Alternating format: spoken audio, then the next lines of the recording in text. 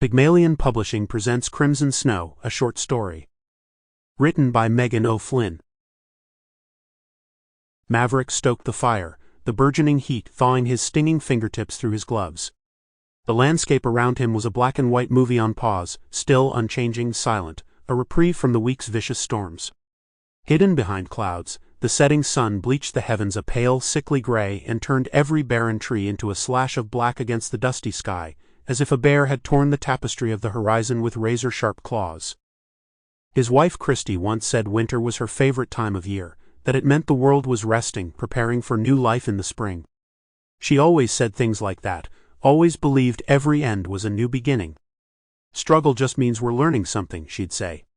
She could turn any heartache into a rainbow. Maverick had tried to follow her lead. When they'd first been isolated here, he'd winked and told her they'd get more alone time now. She'd laughed at that, bright and playful and genuine, her brown eyes shining beneath dark bangs. She'd always trusted that his smile was real too. He'd forced that smile more and more after she admitted his positivity was what she loved most about him.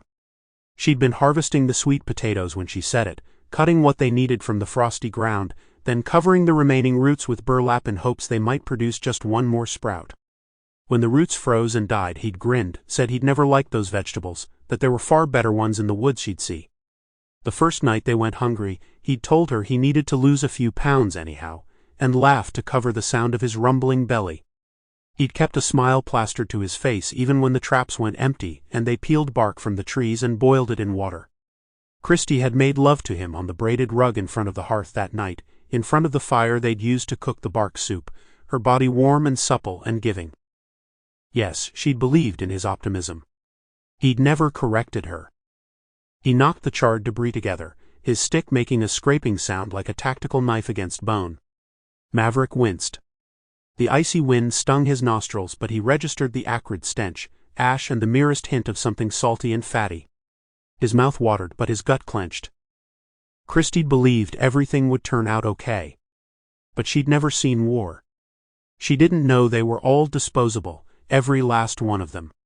She didn't know the things he carried around with him, the bundle of horrors buried deep in his psyche like a parasite. Battle had honed his instincts to a razor's edge. He relied on his intuition, the tender gooseflesh on his arms, the hairs on his neck, the tingling in his belly, more than conscious thought. She'd always relied on her mantle of rainbows. But rainbows couldn't compel harsh and uncompromising action. And as Maverick stood, wiping his hands on his jacket, ice crusting his eyebrows, every inch of his skin numb from the cold, he wondered how optimistic she felt now. Sample complete. Ready to continue?